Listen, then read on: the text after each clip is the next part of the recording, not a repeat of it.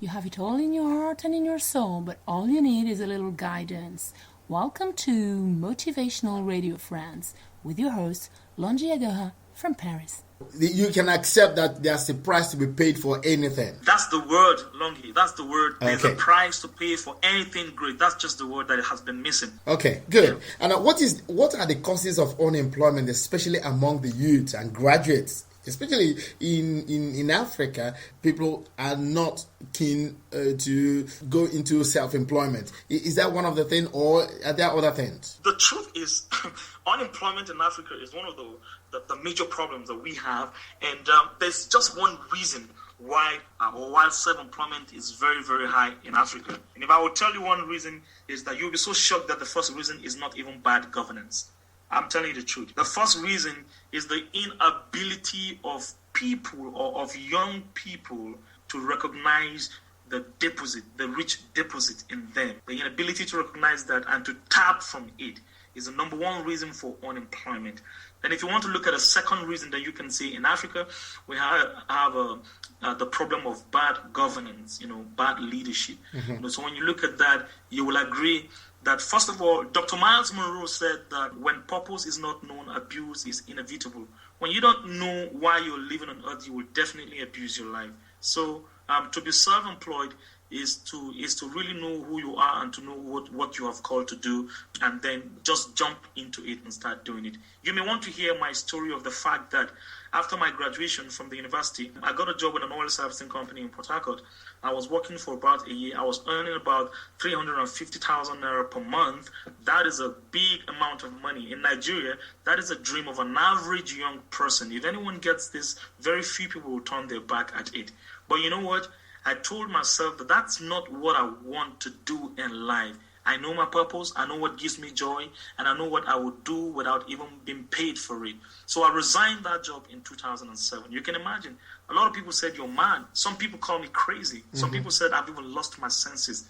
But I said, we will soon find out. Today, I am traveling all around the places because I have chosen to be self-employed. So the number one reason why people are not employed, as a matter of fact, all over the world, not just in Africa, is that they don't really, really know who they are, or they are scared to begin something on their own. So, except what you're saying, still that self-empowerment, which is lacking, because you have a tendency to say it's because of the government.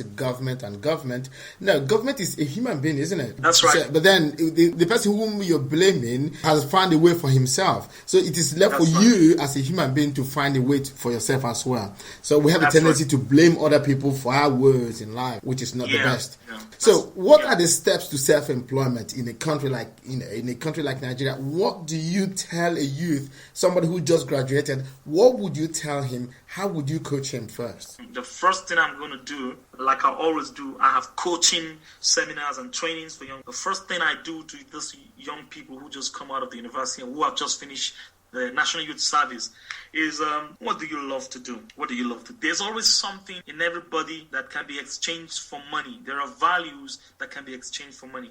And the first thing to do is to find out those things. So when you find those things that can be exchanged for money, so how do you begin to tap from that? Let me use myself again as an example. Mm-hmm. And I realized I could talk. I realized that talking is the greatest gift that God has given me. The first thing I do when I came back home was to go for human development training. I did that. I went for different coaching with different, leadership institutes here in Nigeria, just to gather skills to help me build up on what I really love to do. And then I started. As a matter of fact, when I started, I didn't even have an office. I only had a laptop. So wherever there was light, that was my office.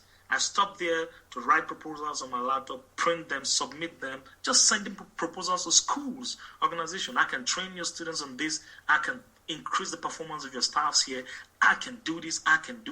And many people, because I was trekking, they didn't invite me. But some just said, let's give them a try. And that fetched me money. So the first thing to do in Nigeria to be self-employed is to find out what you can do, what you can offer to the community.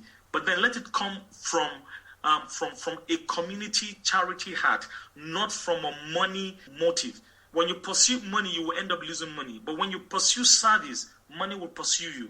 So what I was doing initially was just rendering services. But as I'm talking to you right now, money is pursuing me because I've been rendering services to people. Okay, that's wonderful. So what you're trying to say is any person that comes to you, you first of all find out exactly what he is gifted to do. That's right. And then? Yes. And then what happens next? Now, when you find out what you're gifted at, the next thing to do is to find a mentor. Find someone who has gone ahead of you in that same area. Hook up yourself.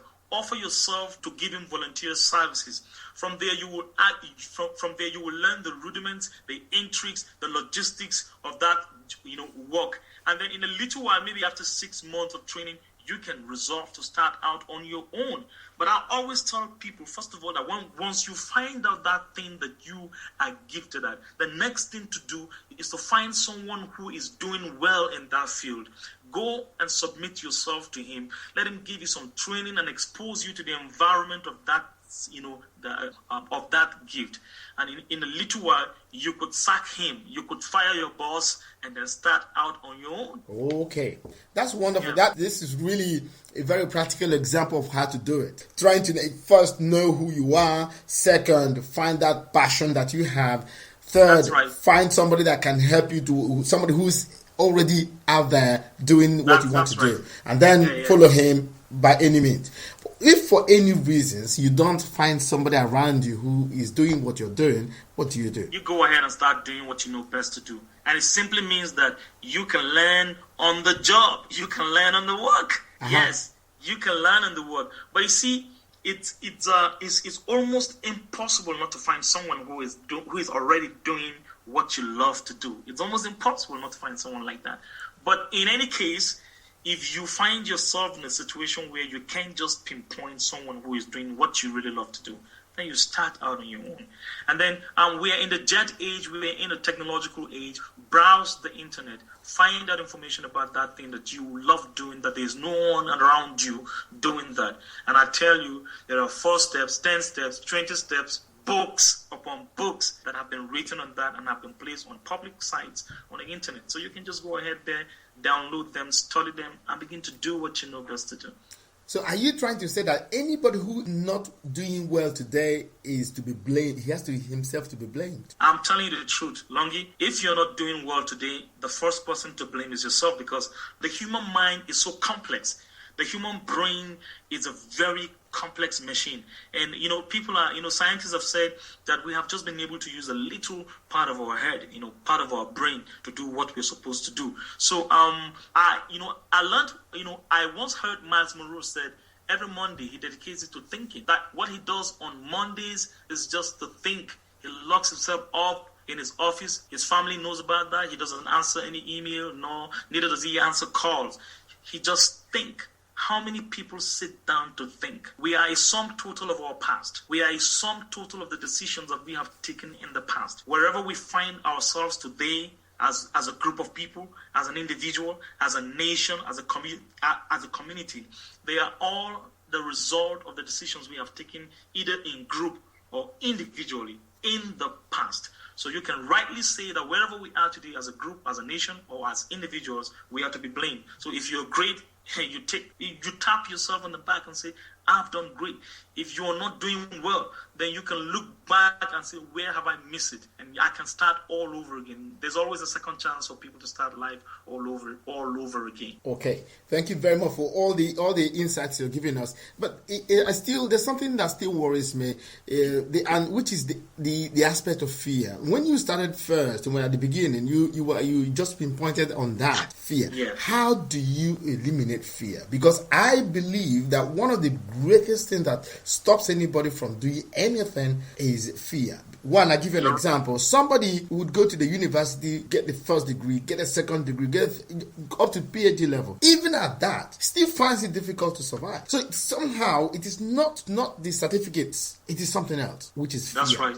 So how do we fight fear? How would you tell this person, listen, yes, it's afraid of one thing. How do you do that? What do you tell them? You see, the thing is that there are several people, like you and I have said earlier on, that are just scared about nothing. They're just scared about nothing. As a matter of fact, scientists have actually, proven through research that more than 1,000 of the times what we are really, really scared of are not even really there. They are imaginary.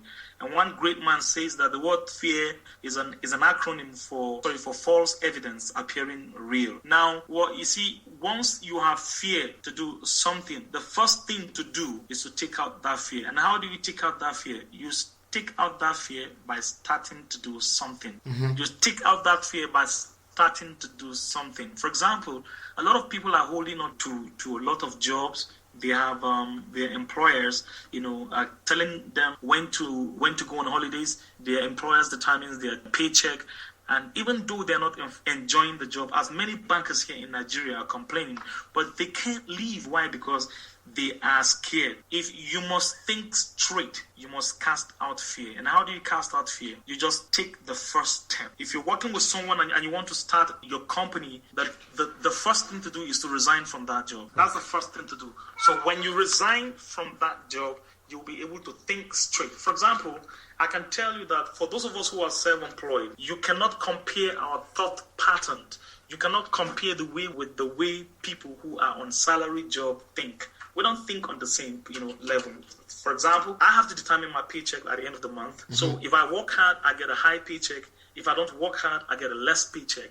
For someone who is working with somebody, if his salary is 20,000 naira, for example, and he just waits until the end of the month to receive 20,000 naira, and that simply means this is what he is worth at the end of 30 good days. But for someone who is self-employed, now you see, let me hit the nail on the top. Go ahead. You look at the benefits. Let me just answer this question straight to the point. You look at the benefits of not starting on your own. You look at the dangers of remaining where you are.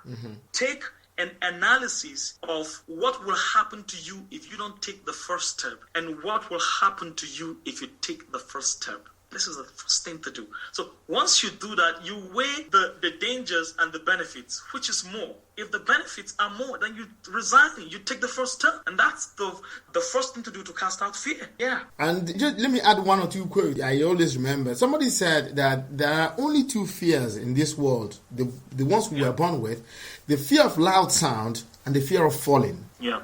Every other fear we acquire from our society and from our environment. And so, based on this, because these are two natural fears we have. Loud sound, anybody, anywhere in the world is afraid of a loud sound. And the fear of falling, if you're thrown up, you're afraid. But apart from that, every other fear is environmentally acquired. We acquire these fears because of our society, environment, our community, our parents, and those who raised us. And so the problem is, since we cannot change our environment, how do you fight this situation? We grew up to know that we're afraid of one thing or the other, isn't it? Because as a young boy, you grew up, you don't know that fear is what would affect your life at the long term. It's when you're becoming a young adult, you begin to see what you're supposed to be doing and you're not doing it. Yeah. Or you see somebody who is your age mate who is doing better than you.